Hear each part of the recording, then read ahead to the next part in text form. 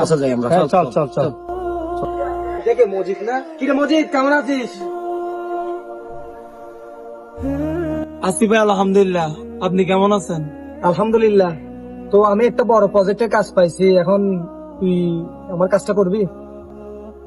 জি ভাই, করবো। আমি অনেকদিন ধরে বেকার করতেছি, একটা চাকরি আমার অনেক প্রয়োজন। আচ্ছা চলো তাহলে আমার প্রজেক্ট থেকে আসি। ও পুরো প্রজেক্টটা আমার, বুঝছো? এ কিয়ান, এদিকে আসো। তুমি সিয়ান শুনো, আমি আমার এই প্রজেক্টের কাজ সেটা ওকে দিতে চাচ্ছি। তুমি সবকিছু ভালোভাবে ওকে বুঝিয়ে দিও, বুঝছো? ভাই আর